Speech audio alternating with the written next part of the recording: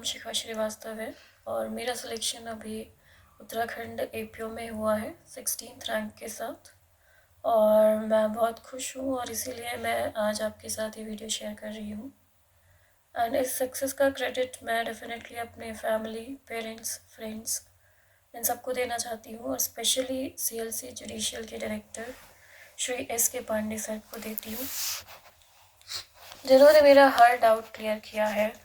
और कभी भी मुझे कोई भी अगर प्रॉब्लम हुई किसी भी तरह की, कॉन्सेप्चुअल, फैक्चुअल, सर ने सब हमेशा मुझे हेल्प की।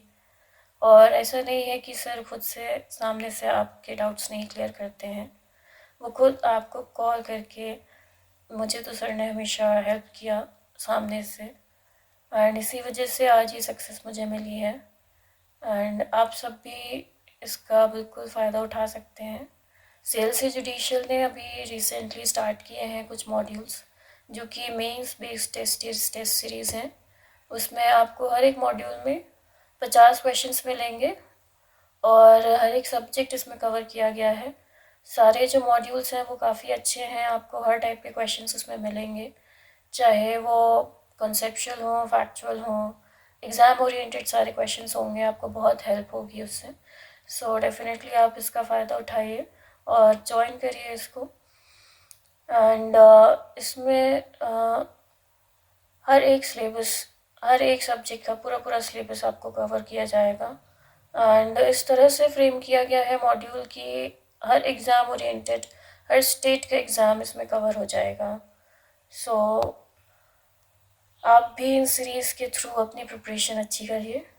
तो इसी के साथ मैं थैंक यू कहना चाहूँगी। मैं फिर आपके साथ एक डिटेल वीडियो शेयर करूँगी। तब तक के लिए thank you so much. Thank you Shikha, आपने हम सब लोगों का मान बढ़ाया। आपको ये कामयाबी बहुत बहुत मुबारक हो, दिल से आशीर्वाद। और आप इसी तरह से अपने लाइफ में कामयाबी की सीढ़ियाँ हमेशा आगे को बढ़ते जाएं और बहुत अच्छा लगता है। और ख़ासकर मैं आपके स्पीडी रिकवरी के लिए, शिखा को टाइफाइड है और इन्होंने इस फीवर में ये वीडियो शूट किया है। जब इनका वीडियो शूट होके आया हमारे पास तो हमारे भी डैड बहुत बीमार हो गया अचानक, उन्हें इमरजेंसी में एडमिट कराना पड़ा। अभी थोड़ी देर पहले डिस्चार्ज हुए और हम लोग आए हैं और ये वीडियो शूट कर रहा। कहा जाता है ज़िंदगी इम्तिहान लेती है। लाइफ में बहुत सारी जिम्मेवारियां होती हैं, उन जिम्मेवारियों को बखूबी निभाना पड़ता है और इन जिम्मेवारियों को निभाने का नाम ही जिंदगी है। और आप बच्चे लोग भी अगर शिखा की तरह आप लोग भी अगर रैंक हासिल करना चाहते हैं तो स्क्रीन पे हमारा नंबर जरूर लिखा हुआ है, मुझे ज़रूर संपर्क कीजिए। हमारी सिर्फ एक ही शर्त है कि आपको जो हर रोज का होमवर्क और टास्क दिया जाए उसको आप कर लीजिए, आपका रैंक अपने आप ही आएगा। शिखा का जब मैं इंटरव्यू के दौरान शिखा को बोला था कि शिखा इस बार आपका सिलेक्शन होगा, वो इंटरव्यू का भी वीडियो इसी वीडियो के साथ मैं ऐड कर रहा हूँ इसी यूट्यूब पर। जो बच्चे लोग इंटरव्यू देते हैं, इंटरव्यू में हमें क्या बोलना चाहिए, कैसे बोलना चाहिए, किस तरीके से बोलना चाहिए, वो सारी चीज़ें जो शिखा को इंटरव्यू में दी गई थी, बताई गई थी, वो आप लोग भी देखिए, आपको भी फायदा होगा। एक चीज़ मैं और कहना चाहूँगा आप सब लोगों से, लॉ एक कंसेप्चुअल सब्जेक्ट है। आप पीटी बेशक क्लियर कर लें, लेकिन मेंस में आप क्या लिखें, कैसे लिखें, किस तरह से लिखें कि आपको बेहतरीन से बेहतरीन स्कोर हो सके, इंटरव्यू में आप कैसे बोलें ताकि आपको अच्छे से अच्छे मार्क्स मिल सकें इंटरव्यू में। तो हमारे चैनल ने आईपीसी सीरीज बनाया है, यूट्यूब पर अपलोडेड है। आप डिस्क्रिप्शन बॉक्स में जाकर वो आईपीसी का प्लेलिस्ट देखेंगे, वो सारे के सारे वीडियोज मेंस पर्पज से ही हैं कि हमें मेंस में क्या लिखना है, कैसे लिखना है। एविडेंस एक्ट का भी सीरीज कंप्लीट है। इधर मैं थोड़े दिनों से बिजी हो गया वो सुपर टेस्ट सीरीज के उसमें, तो इधर यूट्यूब पे हमारी वीडियोस नहीं आ पा रही हैं। बहुत जल्द I shall be back on YouTube. तो आप कम से कम YouTube पर अवेलेबल है आईपीसी प्लेलिस्ट और एविडेंस एक्ट का प्लेलिस्ट। उन वीडियोज को देखकर जो भी बच्चे जिनको मेंस देना है, आपकी तैयारी बेहतरीन हो सकती है। वीडियो को देखकर, वीडियो पॉज कर उसके कंटेंट को आप नोट डाउन भी कर सकते हैं। तो मैं पोस्ट कर रहा हूँ एक ये छोटा सा वीडियो, और thank you very much for watching. और अगर वीडियो अच्छा लगे तो वीडियो को जरूर शेयर कीजिएगा, वीडियो को लाइक, चैनल को सब्सक्राइब और नोटिफिकेशन आइकन को जरूर प्रेस कर दीजिएगा। और इतना जान लीजिए, किस्मत नहीं, मेहनत पे भरोसा कीजिए। कर्म प्रधान विश्व रचि राखा कहा जाता है। कर्मण्येवाधिकारस्तु मा फलेषु कदाचन मा कर्म फल हेतु भूर्माते संगोस्तो कर्मणि। और ये शिखा के सफलता का राज अगर कुछ है तो उनका हार्ड वर्क है। जो भी बच्चे मेहनत करेंगे अवश्य कामयाब होंगे। अब शिखा को मैंने फोन इंटरव्यू क्लास के दौरान कहा कि जाओ इस बार सिलेक्शन होगा, ऐसे मैंने अपराजिता को भी कहा था, बहुत सारे बच्चे लोगों को मैं कह देता। तो इसका ये मतलब नहीं है कि मैं कोई ज्योतिष हो गया और मैं जो कहता हूँ वही होता। एक ये टीचर का एक पैमाना होता है। Teacher is like a scanner. वो 2 मिनट आपसे बात करके समझ जाएगा कि आपके तैयारी का लेवल क्या है, कितना है, आपको क्या चीजें और इम्प्रूव करनी है, किन चीजों को और थोड़ा पॉलिश करना है। तो जब मैं शिखा को बोला था कि शिखा इस बार आपका सिलेक्शन जरूर होगा, तो मैं ऑलरेडी असेसमेंट कर चुका था और इसीलिए बोला। अब ऐसा नहीं है कि जो भी मुझे फोन करे कि सर बोल दीजिए कि मेरा भी सिलेक्शन हो जाए और मैंने बोला, मजाक का विषय नहीं है ये जस्ट इसको समझिए, भावनाओं को, जज्बातों को। हमारे पास एक और वीडियो पहले डाला था मैं, तो बहुत सारे बच्चे लोगों के फोन आए कि प्लीज़ सर हमें भी बोल दीजिए, प्लीज़ सर, जो भी रीज़न रहा हो।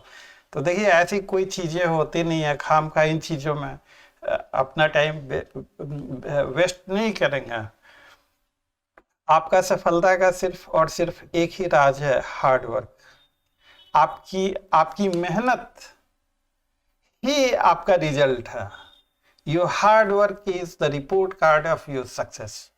तो इसी के साथ thanks for watching, see you again, till then bye bye. Shikha का ये वीडियो जरूर देखिएगा इंटरव्यू क्लासेज का। Thank you. मीडियम क्या है, हिंदी या अंग्रेजी है? Right, correct. So basically interview, basically few of the things one must know about the interview. Interview is just as it is understood, it is only the screening test of the personality. Basically it is said so, a screening test of the personality, but ये just 1 second, ये कुछ select इधर हो गया है।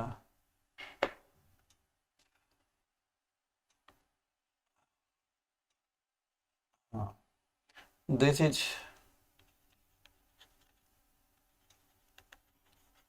screening test of personality. This is one formal aspect. Just कुछ setting में problem है।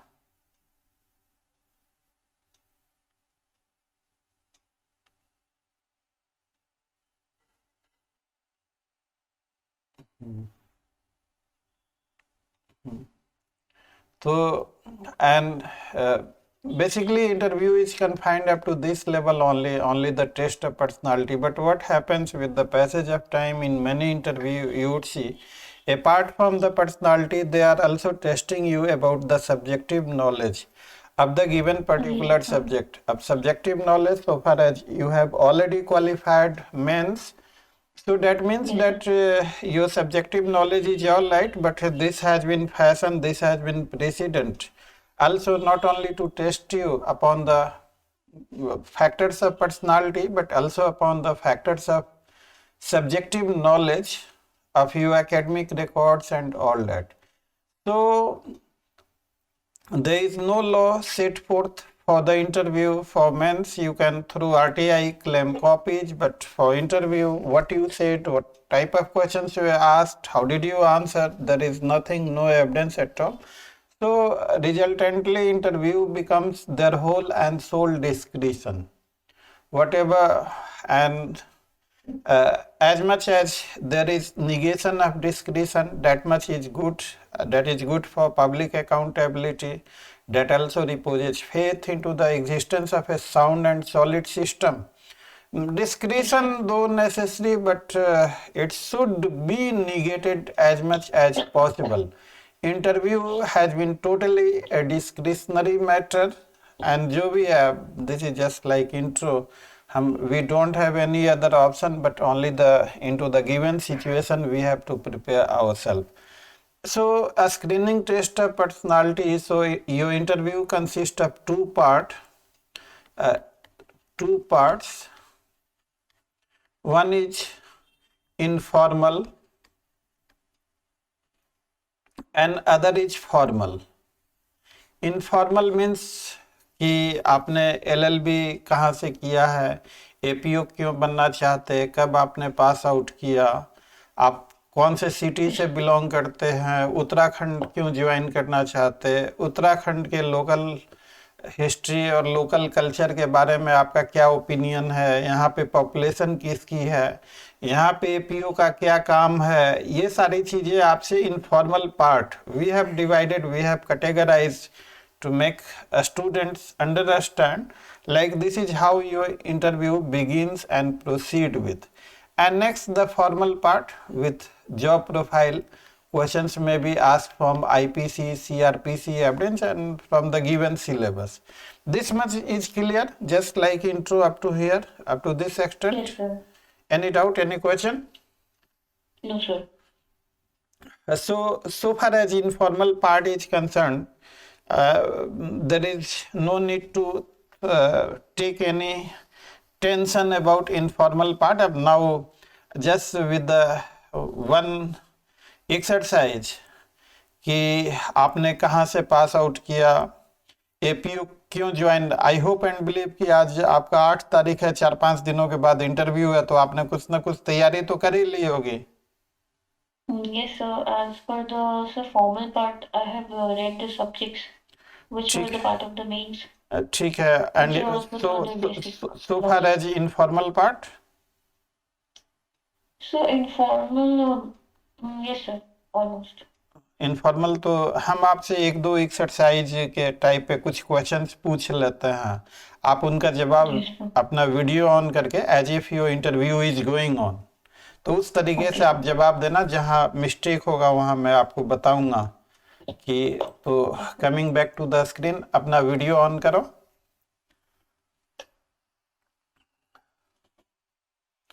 हाँ, यस शिखा, यू अब ये आप लीजिए कि like now you this is real interview through video conferencing it's going on. Shikha, you want to join this APO. Have you ever been to Uttarakhand? Yes, sir, definitely. I used to go to the Uttarakhand in my childhood also. Because, sir, as it is a Which place? Yeah. Sorry, sir? Which place you like to go? You used to go in Uttarakhand? Sir, I used to go to Nainital basically because it is very near from my hometown also, sir. Okay, all right. So, when Uttarakhand was separated from UP? So, it was separated in 2000. Why it was separated? So, it was basically separated because Uttar Pradesh was a large state and there was a problem of administering such a big state. So, to provide a better administration to both the parts, Uttarakhand was separated, sir.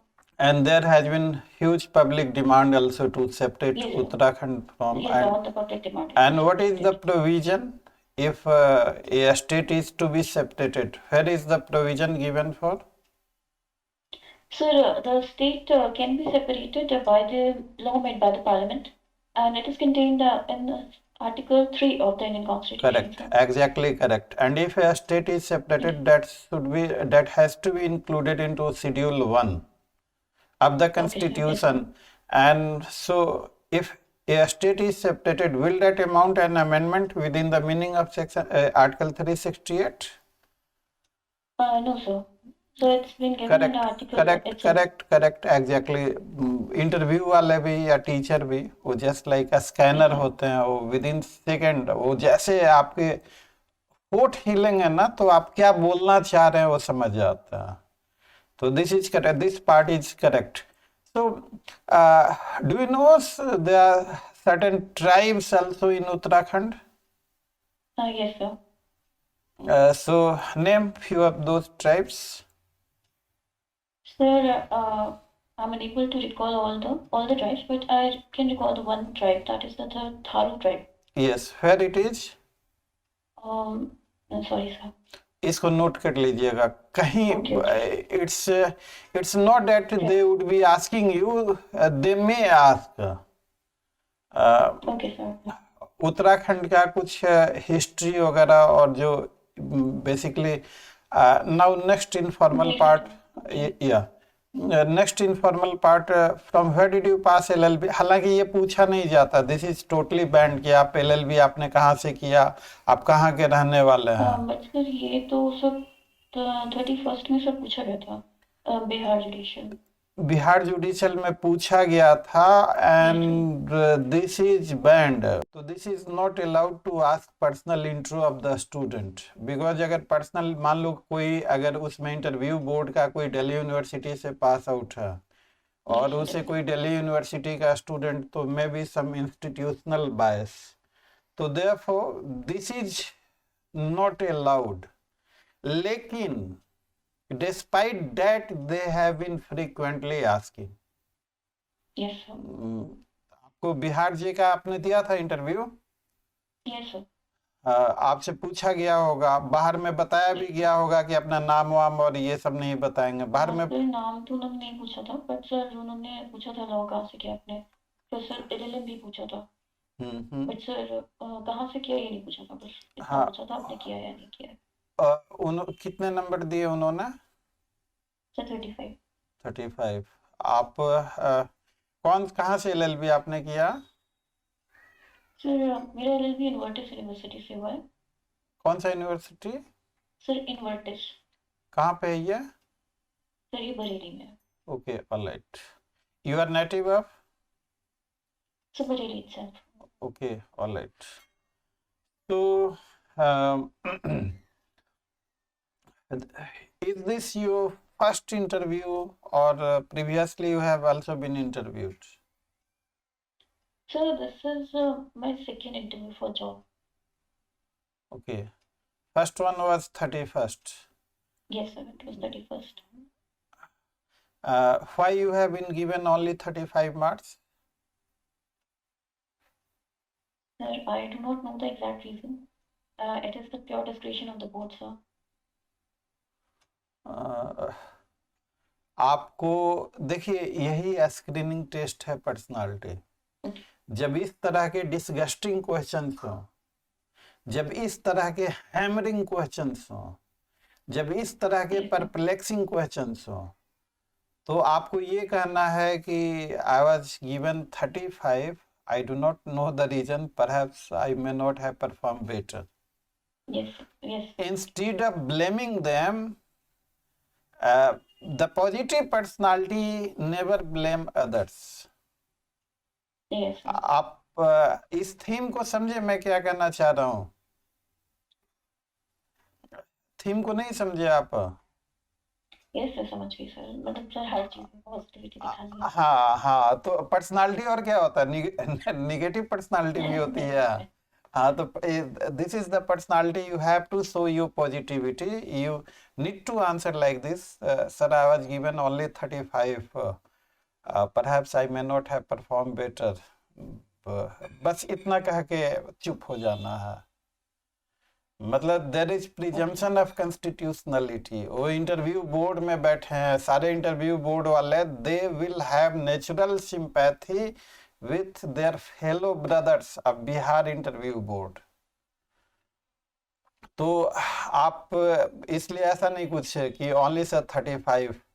अगर वो आपसे पूछें कि only sir 35, तो अगर वो पूछें कि क्यों 35 दिया गया, तो आपको स्माइलिंग करते हुए कि perhaps I could not have perform better, बिल्कुल स्माइलिंग करते हुए इज, तो there you shall be given maximum number. इसको आप नोट कर लीजिए। और खासकर ये रिकॉर्डिंग हो रही है, तो रिकॉर्डिंग के बाद भी आपको रिकॉर्डिंग में भेज दूंगा, रिकॉर्डिंग वीडियो चला के आप देखिएगा।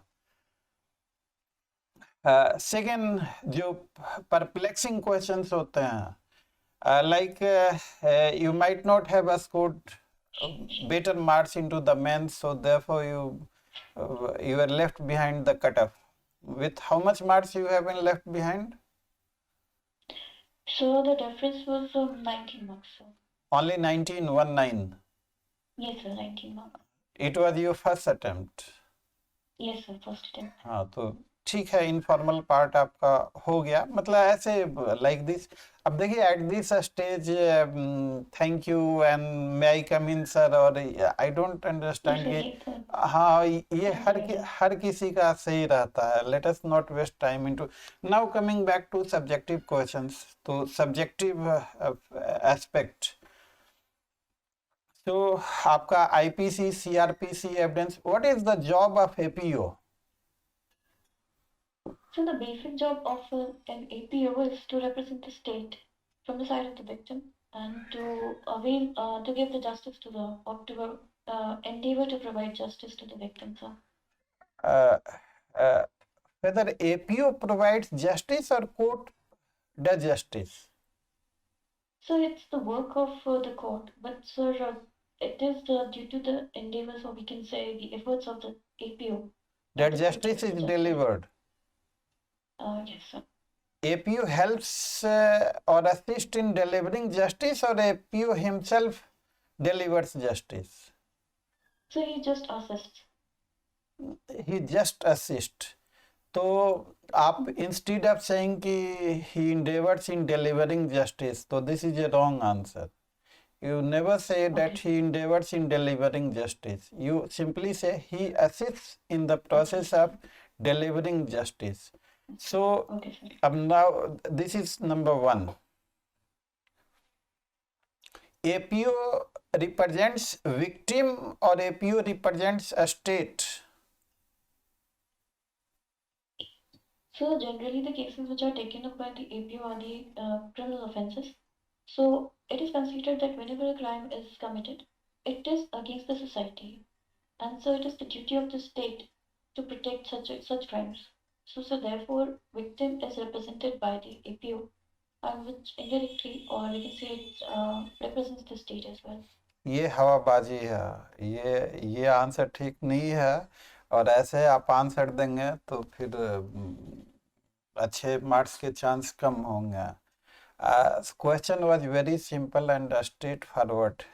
पूछ कि वेदर एपीओ रिप्रेजेंट्स विक्टिम और APO represents a state, this was the simple question. तो एपीओ रिप्रेजेंट्स द स्टेट, इसका इंटेलेक्चुअल लहजे में, मतलब ये ठीक है, लाइन तो ठीक है कि एपीओ रिप्रेजेंट्स अ स्टेट, लेकिन इसका मीनिंग हमें समझना है। इट मीन्स कि APO हैज नो पर्सनल और any type of attachment with the victim. APO is for the interest of the state. अब मान लीजिए कि विक्टिम का जो इंटरेस्ट है, वो इंटरेस्ट, ये नोट डाउन करने की जरूरत नहीं है, आप वीडियो सुनेंगे तो सारा आपको मिल जाएगा, रिकॉर्डिंग हो रही है, वीडियो सुनेंगे तो आपको मिल जाएगा। तो अब now the interest of victim and interest of accused, both are diametrically opposite. If APO would have sympathy with the victim, then naturally he may have some adverse sympathy with the accused. APO since represents the state, so he may have sympathy with the victim. He may have also sympathy with the accused as a state. Because accused is also a state citizen, victim is also a state citizen. So the smart answer to this question is APO represents the state. Though it is duty of a state to protect, help, support the victim, therefore in that limited extent APO is connected. So this is the better answer. Okay. So criminal cases are why APO represents a state?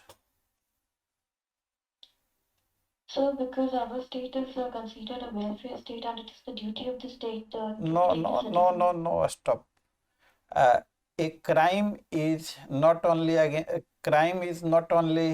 wrong against individual but also against the state at large. So criminal cases are the crime is prosecuted and defended on behalf of the state. Defended नहीं किया, crime is state never defends a crime. Just it was my slip of tongue, वैसे निकल गया मुझे. Crime is to be prosecuted. If a crime is committed, it is to be prosecuted by the state, and the job of APO is to prosecute the wrongdoer. तो ऐसे आपको कहना है कि the job of APO is prosecuting a wrongdoer on behalf of the state. Okay. So now, is there what do we mean by group liability into the crime? So, group liability basically is related to the common intention. And so, if persons are having some prearranged plan, and something is committed in pursuance of that some act or omission, which is a crime in itself, or which is an offense, then every person of that group is considered that he has alone has done the crime. अच्छा, ये बताइए, आप इतना लंबे लंबे जो बोल रहे हैं, आपको क्या लगता है कि interview board, are you there to teach them, और you are there to answer them smartly? हाँ, तो simple answer is crime may be committed by a single individual और by a group of people. When it is committed by group of people, group liability arises. The provisions of group liability 34, 109, 149, conspiracy, when crime is committed by 2 और more person. तो मतलब ऐसे simple करके आपको कहना है. अगर ज्यादा बोलेंगे इंटरव्यू का, आप लाल पेन से नोट कर लीजिए, लिख लीजिए इस बात को कि speak as less as possible, to the point. ज्यादा बोलने से इरिटेशन होता है. अगर आपके सामने ही कोई ज्यादा बोलने लगे तो आपको अच्छा लगेगा? अगर आपके सामने ही ज्यादा बोलने लगे तो स्वाभाविक है कि. तो इंटरव्यू का पहला गोल्डन रूल है कि speak as less as possible. अगर ज्यादा बोलेंगे तो since you are fresher, law में जो काफी मैच्योर होते हैं, काफी टाइम हो जाता, अभी कैसे बोलते होगा, तो मेरे ऐसे आदमी who has been teaching for last 27 years, I committed a blunder, अभी थोड़ी देर पहले कुछ कहते हुए, जो कि मैंने चेक किया था. तो ज्यादा बोलेंगे तो, हाँ, तो ज्यादा बोलेंगे तो ब्लंडर के चांसेस ज्यादा होंगे. तो इसलिए आपको टू द पॉइंट स्पेसिफिक बोलना. What do you mean by common intention? So, common intention is basically the prearranged plan, which is shared by more than one person to commit any crime. Shared by more than one person. What is shared by more than one person? So, it is basically the intention to commit any offense. That is shared. ये we have uploaded many videos of IPC YouTube पे. वो देखा है आपने? Yes sir, देखा है. तो उनको देख करके नोट्स बना लीजिएगा. मुझे I ask you just a simple question, can an intention be common unless it is shared? No sir.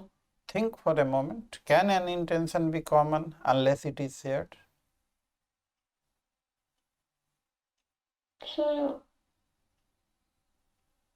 it can be common, sir, but it will not be included. It may be similar. It may be similar. Similar, yes, sir. It may be similar, but so far as common intention, sharing of that intention is must. Is necessary, yes, sir. आप इस point को समझ रहे हो? Law सोचने की चीज है, थोड़ा सोचेंगे तो बेहतर समझेंगे. Think once again, can an intention be common unless it is shared? Just think.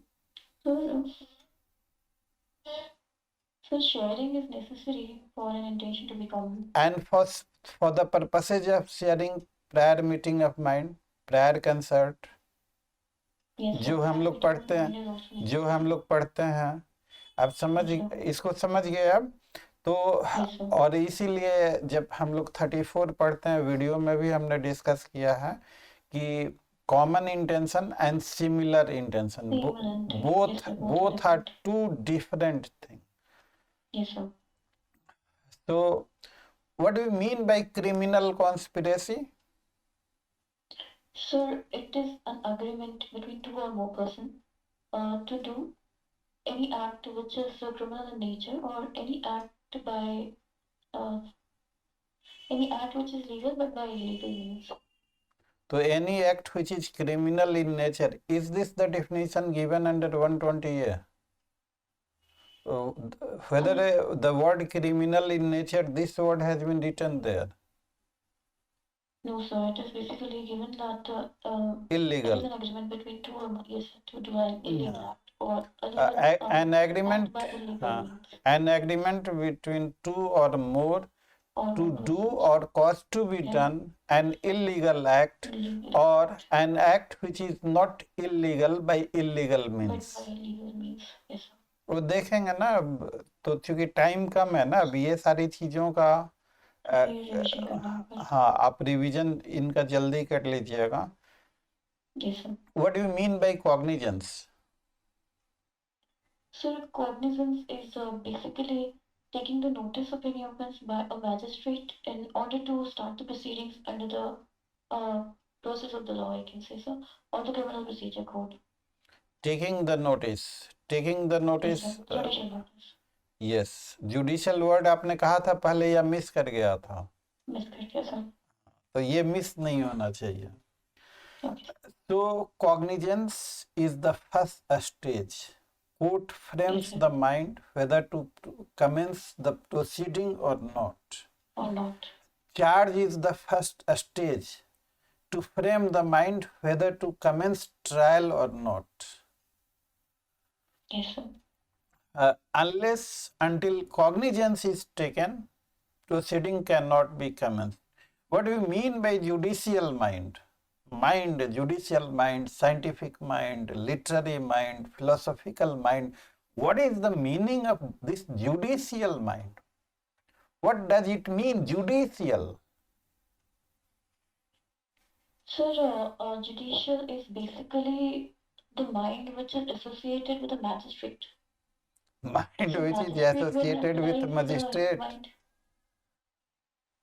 So when he applies his mind in order to start some legal proceedings or to decide whether आप जबरदस्ती का, आप इसमें जबरदस्ती का explanation दे रहे हैं. Judicial mind means careful mind, reasonable logical mind.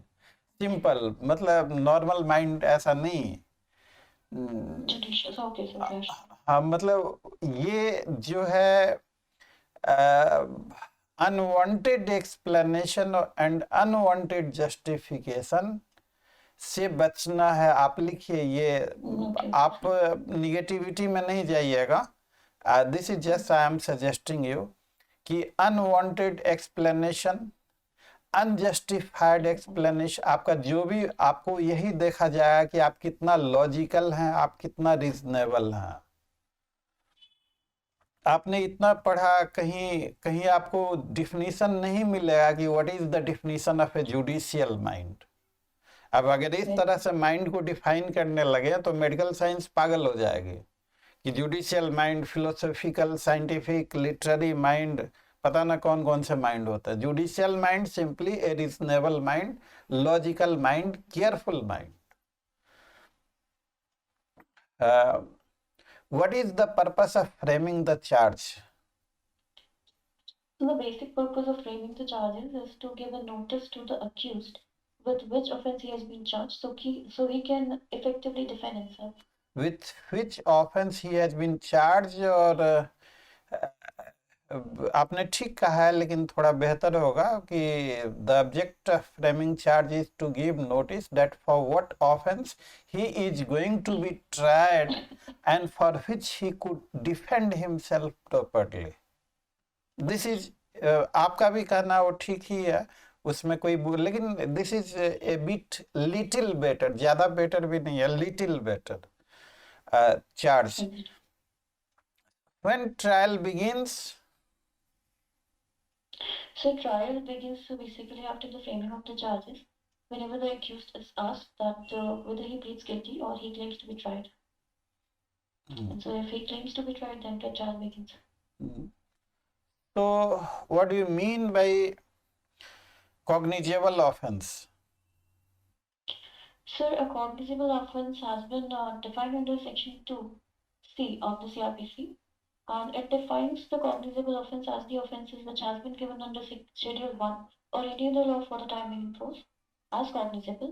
And so the basic feature of the cognizable offense is that a police can arrest without any warrant or a magistrate's order and can also investigate those offences. And what do you mean by non-cognizable offense? So the non-cognizable offences are also defined in Section 2 of the CRPC. And sir, these are basically those offences in which the police do not have authority to arrest or investigate without the magistrate's order. Do you agree that non-cognizable offenses are less serious offenses?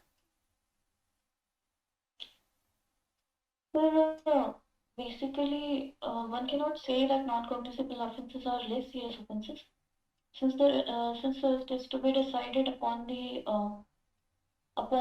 sentences which are given for the offences or the law, special law. How do you define severity of offense?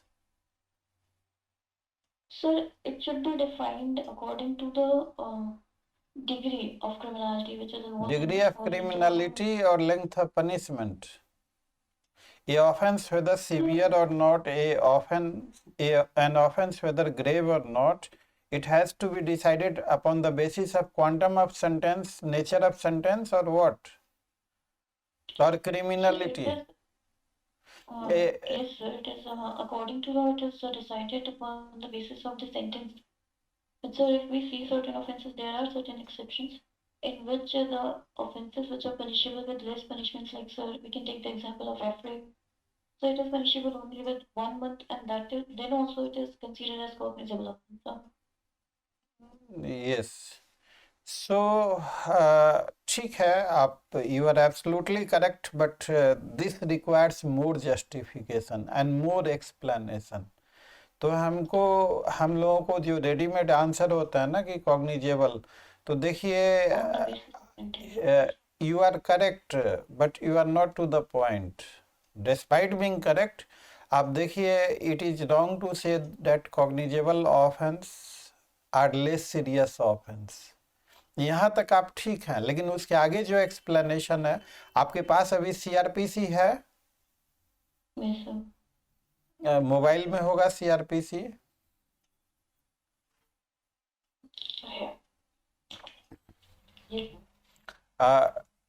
ये CrPC का schedule निकालिए और उसमें देखिए section 194 schedule में, जहाँ table of offences दिए हुए हैं ना,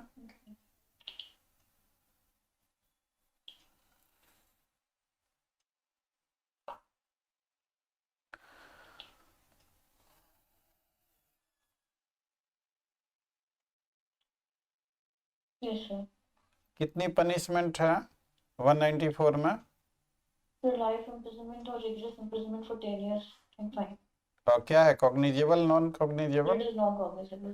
तो an offense in which life imprisonment is there but still it is non-cognizable. तो it is not correct to say that non cognizable offences are less serious. और उसके नीचे आप देखेंगे पार्ट 2, अगर किसी को सजा हो गई तो डेथ पनिशमेंट का भी प्रोविजन है, and that death punishment is also non cognizable, है ना। तो ये so far as classification of the offences on the basis of punishment, the schedule, there has been certain logics into the schedule. Few of the offences which are committed during the course of administration of justice, like 194, 192, because these are internal matter with the administration of the justice, if these offences could have been made cognizable, then there would have been frequent intervention of the police officer, and that would have polluted the sanctity and decorum of the court. So therefore legislature thought it fit to make these offences non-cognizable, and if any need or assistance of police is required, court could order for investigating such offences. So the primary goal is into the hand of court by making this as non-cognizable offence, because the ball shall remain into the court pocket, and if it is necessitated, then order could be paid.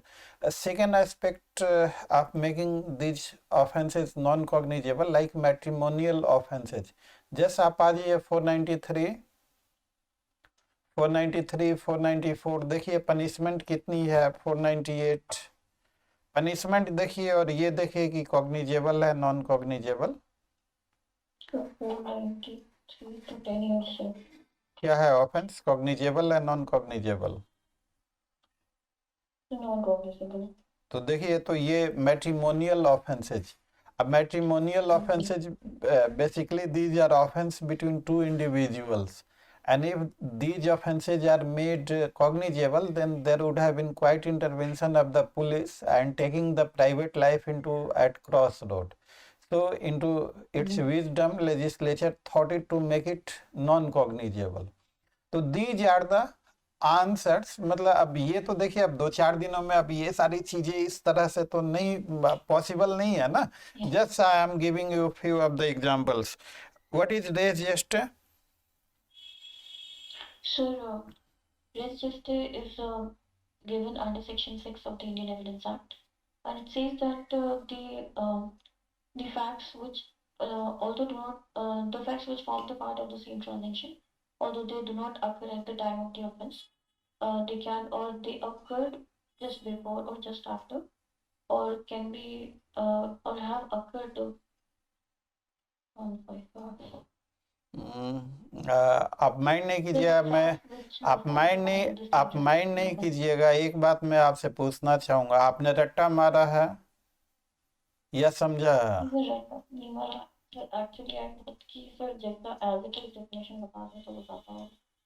नहीं, as it is तो आप तभी बता पाएंगे जब रट्टा आप मारेंगे, बगैर रट्टा मारे हुए तो एज इट इज तो हो ही नहीं सकता। अदरवाइज नहीं लीजिएगा, जस्ट एज ए टीचर। देखिए, res gestae defined under section 6, part of the same transaction, whether they are occurring at same time, same place, or different time, different place. So part of the same transaction is also relevant. So that is the law under res geste. अब what do you mean by transaction? Sir, transactions, these are basically the activities which are related to each other, so they can form a single activity, or they can given the name of single transaction phenomena. means, transaction means incidents, crime, event. Yes. Like we are into video conferencing, right? So this is a type of transaction.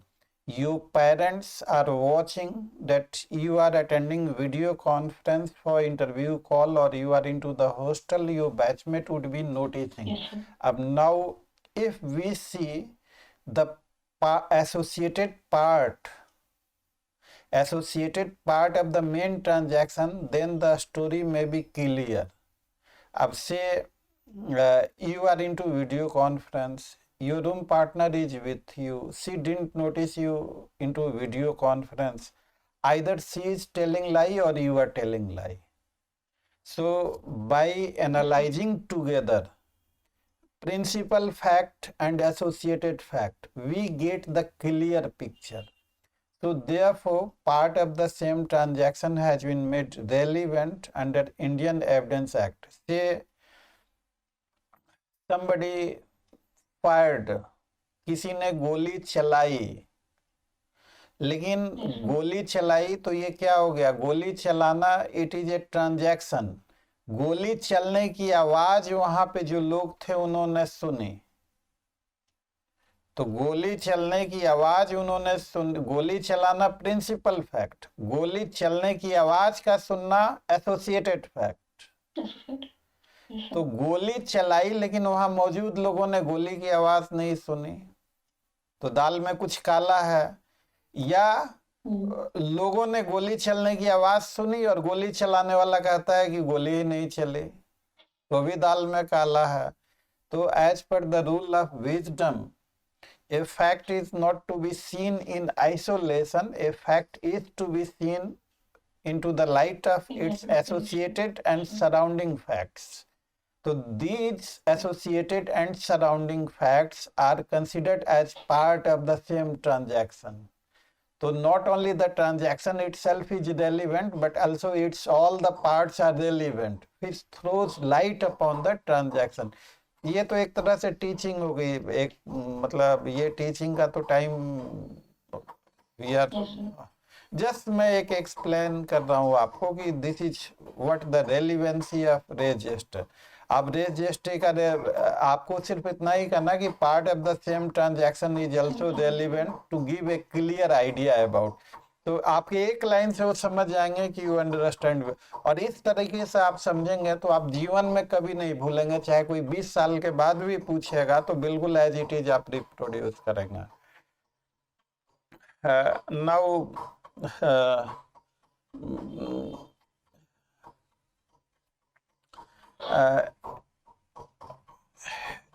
someone is accused of 302. He says that this is the knife by which he assaulted the victim. Okay, sir. Police recovers the knife from kitchen.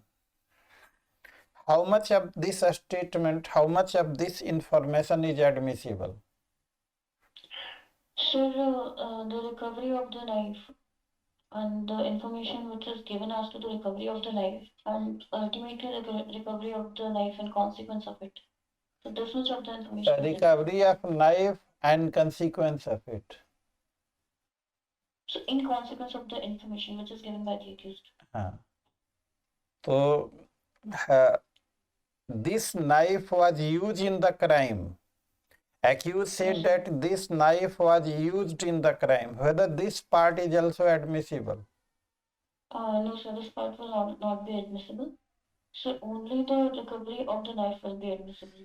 This knife was used in the crime. This is inculpatory confession or exculpatory? So this is an inculpatory confession. What is the meaning of inculpatory and exculpatory confession? Sir, the inculpatory confession is basically that part of the confession which exposes the accused person that he has actually committed the crime. Or answer exculpatory is just opposite of it, which exempts the accused person from liability. Except crime, it tells about the other thing, maybe justification for the crime and all that. Justification. Now say I just ask you 9 बजे से class है, last question, just एक idea about आपने पहले क्यों नहीं मुझे बताया कि आपका इंटरव्यू है, इतने लेट से आपने बताया? सर एक्चुअली मेरा थोड़ा कॉलेज का काम था तो मैं वहाँ बनारस थी सर, मैं थी नहीं। बनारस में क्या, आप तो बरेली से पास आउट किए हैं? BSU से। अच्छा अच्छा अच्छा अच्छा। एक बार शायद अपराजिता आप ही की सीनियर है, किससे बात हुई थी हमारी 31st में उसका सिलेक्शन हुआ है, अपराजिता आनंद। अच्छा, आपसे नहीं, कोई किसी और नहीं से? नहीं सर। आपकी बीएचयू से ही एलएलएम किया अपराजिता आनंद, वो हमारी स्टूडेंट थी, 31st में उसका सिलेक्शन हुआ। क्या क्वेश्चन पूछा था मैंने? हाँ, जैसे एक इनकल्पेटरी एक्सकल्पेटरी हो गया। Yes sir. ए जो है बी के पास जा रहा पैसे लेने ओके के सर। लिए। ए अपनी वाइफ को कहता है कि वो जा रहा है बी के पास। ए लौट के नहीं आता है, 2 दिन के बाद उसकी डेड बॉडी मिलती है। तो ए ने जो अपनी वाइफ से कहा कि वो बी के पास जा रहा, will this amount dying declaration? Yes sir, it will amount to dying declaration. How? So because dying declaration is basically the statement as to the cause of the death of a person or as to the circumstances which relate to the transaction Which of resulted the into death of. transaction of death. Yes sir. Or whether he was under any expectancy of death or not sir. आप ठीक हैं, लेकिन थोड़ा सा इसी का revise, थोड़ा सा एक्सरसाइज हो। ये this Okay sir. Question was totally based upon Pakala Narayana Swami case. हाँ, Yes sir. Pakala Narayana Swami case ये लीडिंग केस, प्रिवी काउंसिल का केस है, बहुत पुराना 1919 का केस है। हम लोग 2023 में सारे लॉ स्कूल्स में हर जगह पकाला नारायण स्वामी का केस पढ़ाया जाता है। एग्जाम में खूब क्वेश्चंस पूछे जाते, because dying declaration simply any statement by the victim about his cause of death. Simple, simple, very simple. Okay. This is one part. Second part, circumstances of the transaction resulting into death. Interest. तो circumstances of the transaction, तो ए ने अपनी wife को कहा कि वो B के पास जा रहा, और उसके बाद उसकी डेड बॉडी मिल गई। तो वो चूंकि बी के पास गया, this is one of the transaction, this is also one of the circumstance and circumstances of transaction resulting into death. और ये लाइनें यूज की गई हैं सेक्शन 32(1) में। Yes sir. और इसी चीज को काफी बेहतरीन तरीके से प्रिवी काउंसिल ने एक्सप्लेन किया। तो देयरफॉर ऐसे केसेज चाहे 1000 ईयर हो जाए, जितने भी साल हो जाए, वो हमेशा अमर रहता है। And these cases are known as leading cases, और इसलिए एग्जाम में ये पूछे जाते हैं। तो ये सिंपल आंसर अगर ऐसा पूछा जाए तो कहे कि on the basis of Pakala Narayana case it is a dying declaration. अब now, so what is the purpose of cross examination? Sir, the purpose of cross-examination is to bring the truth before the court and to test the veracity of the witness who's being examined. Correct. अब चलिए, अब तो 1 घंटे में, अब इससे ज़्यादा तो नहीं हो सकता। जस्ट मैं आपको रिकॉर्डिंग, टेलीग्राम पे आपका यही नंबर है? Yes sir, same number. मैं टेलीग्राम पे अभी ये रिकॉर्डिंग आपको भेज देता हूँ, आप इसको सुनिएगा। कोई डाउट वगैरह या कोई क्वेरी वगैरह हो तो मुझे मैसेज कर दीजिएगा। और गिव यू 100%, बी पॉजिटिव। आप जितना पॉजिटिव रहेंगे उतना अच्छा रिजल्ट होगा। और बी श्योर, आपका इस बार सिलेक्शन होगा। हमारी बातें कभी खाली नहीं जाती, डेफिनेट उत्तराखंड में आपका सिलेक्शन होगा। आपको बस अपनी पॉजिटिविटी बनाए रखनी है, पॉजिटिविटी से कोई समझौता नहीं करना है। ये प्रेशर टाइम होता है, और प्रेशर टाइम में माइंड जो है, माइंड तो माइंड ही है, बहुत तरह की निगेटिव एक्टिविटी, पॉजिटिव, बहुत सारी चीज़ें चलती रहती है। तो ये 4-5 दिन तक किसी भी तरह के निगेटिविटी को, never let any type of negativity to dominate you. उन निगेटिविटी को जस्ट किक आउट। और पॉजिटिविटी, अब जो भी तैयारी है, जितनी भी तैयारी है, आप ऐसा कर सकते हैं, बेयर एक्ट का जो कंटेंट होता है ना, जैसे मैं ये बेयर एक्ट मेरे पास एविडेंस एक्ट का पड़ा हुआ है, तो स्टार्टिंग में ये जो कंटेंट है, ना जहाँ पे सेक्शन पेज नंबर लिखा हुआ रहता है, तो इनको करके आप एक जस्ट क्विक रिवीजन, आप अपने एकेडमिक सिलेबस का, जो सिलेबस है, एलएलएम आप कर रहे हैं उससे भी क्वेश्चन, क्या सब्जेक्ट है आपका एलएलएम में? सर एक्चुअली हमारा जनरल था तो उसमें हर सेमेस्टर में अलग अलग ग्रुप्स थे। जैसे सर फर्स्ट सेमेस्टर में फैमिली लॉ ग्रुप था, और जो सेकेंड में जूरिस्प्रूडेंस था, थर्ड में क्रिमिनल लॉ था, फिर लास्ट में सर डिसर्टेशन और जुडिशियल प्रोसेस था। यूपी दे रहे हैं आप? Yes sir. यूपी जुडिशियल दे रहे हैं, तो हम लोग तो उसका डेली 550 क्वेश्चंस करा रहे हैं, डेली 550 क्वेश्चंस हैं। उन क्वेश्चंस को भी अगर आप करेंगे तो उससे भी आपका इंटरव्यू में कुछ ना कुछ जानकारी मिलेगी। आपने बताया ग्रुप में एक्टिव नहीं रहते क्या? सर अभी तक थी नहीं घर पे, तो एक दिन देखा था बस सर, उसके बाद मैंने सोचा था 13 के बाद ही स्टार्ट करूंगी सर। 13 के बाद ये जो है ना क्वेश्चन एमसीक्यूज हैं, यस सर। हम लोगों के एमसीक्यूज के बारे में कुछ आइडिया है नहीं है? यस सर, उस दिन तो मैंने किया था सर कॉन्स्टिट्यूशन का। अच्छा अच्छा, हाँ हाँ हाँ। तो कॉन्स्टी का एमसीक्यू करके कैसा लगा आपको, मतलब एक रफ आइडिया? सर बहुत अच्छे क्वेश्चंस थे, और सर कुछ क्वेश्चंस ऐसे थे जो पहली बार देखे थे। रिवीजन वगैरह हो जाता। हाँ आप एक काम कीजिए, अभी हम लोग कॉन्स्टी का 47 मॉड्यूल्स हैं, और ये तो आज 16 आया है ग्रुप में, 15। वो आपका स्कोर अच्छा हो रहा था तो इसलिए मैंने आपको कॉल किया था, मतलब it is me who called you, आपने कॉल नहीं किया था मुझे।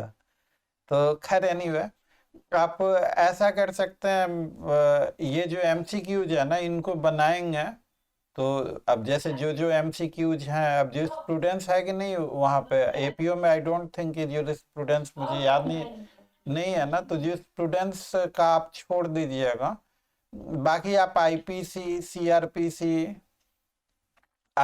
सीआरपीसी एविडेंस, ये सब आप कीजिए। मैं अभी आपको भेज देता हूँ आज का जो आईपीसी सीआर, लेकिन कल वही 9 9:30 से पहले तक, और ये 3-4 दिन कीजिए, इंटरव्यू दे के आइए, तो कॉल कीजिए कैसा इंटरव्यू हुआ, फिर आगे जैसा भी होगा। हम लोग डेली 550 क्वेश्चंस करा रहे हैं, मतलब इस दावे के साथ बिहार एपीओ मेंस दिया था ना? Yes sir. क्लासेज अटेंड की थी हम लोगों की माइनर एक्ट की? माइनर वाली की थी। हाँ, उसे कुछ फायदा हुआ एग्जाम में? हाँ सर, माइनर में फायदा हुआ। हाँ तो, और एक्चुअली वहाँ पे तो ऐसा था कि काफी सारे बच्चे बस ऐसे स्टिल बैठे हुए थे, सीआरपीसी और माइनर्स में, दोनों में से। माइनर में कुछ ऐसा क्लासेज आपने शुरू से करी थी या हाँ बीच में ज्वाइन किया था? सर, मैंने बीच में की थी, बट मैंने देख ली थी सारी पहले से रिकॉर्डिंग्स वगैरह। हाँ हाँ वो ग्रुप पे थी टेलीग्राम वाले पे, हाँ तो हाँ। सर मैंने वो देख ली थी। तो सर उससे उसमें सर आपने पेपर पर तो देख रहे होगा, तो उसमें 6 पार्ट्स थे और 6 माइनर्स थे, उसमें क्वेश्चंस करने थे। सर अच्छे क्वेश्चंस थे, मतलब पेपर का स्टैंडर्ड अच्छा था। सर उससे आपकी उससे लेक्चर से बहुत हेल्प हुई थी उसमें सर। चलिए एनीवे, हम लोगों के गेस क्वेश्चन से 12 आउट ऑफ 12 आए थे, जो यूट्यूब पे वीडियो डाला था ना। I never believe in to appreciating myself, मुझे ये सारी चीज़ें पसंद नहीं है। जस्ट अब एनीवे जो भी, अब मेरी अपनी आइडियोलॉजी है कि I don't like my praise, उससे मैं बहुत दूर रहता हूँ मैं। अभी आपको आईपीसी सीआरपीसी एविडेंस, ये एमसीक्यू 6 आईपीसी के 2 मॉड्यूल, सीआरपीसी के 2 मॉड्यूल और एविडेंस के 2 मॉड्यूल, ये आपको 13 तारीख को भी कर लेना। मैं 13 तारीख को मॉर्निंग में, क्योंकि इनसे क्वेश्चंस हो सकता है आपके इंटरव्यू में, इनसे कुछ आइडिया होगा। इन एमसीक्यू को करने का तरीका है कि आप बेयर एक्ट अपने सामने रखें, जिसमें डाउट हो रहा है बेयर एक्ट निकाल के देख लीजिए। तो ये डेट इज गुड। ये एमसीक्यू करने का ही तरीका है कि आप जहाँ पे आप श्योर हैं वहाँ पे तो आप टिक मार दीजिए, जहाँ पे डाउट है सिर्फ और सिर्फ आपको बेयर एक्ट रखना है, किताबें नहीं खोलनी है। किताबें खोलने का टाइम नहीं है। Just now I am sending you ये 6। आज हम आपको 11 मॉड्यूल भेज रहे हैं। इनमें से जो आपका एपीओ का सिलेबस है उसे कर लीजिएगा, और एपीओ के एग्ज़ाम देने के बाद आप मुझे कॉल करके बताइएगा। अगर ये यूपी जुडिशरी के लिए अगर इन सीरीज को if you find it helpful तो मुझे बताइएगा, हम कंसीडर करेंगे उनको। ठीक है ना? तो see you, the thanks for attending class, see you again, bye bye.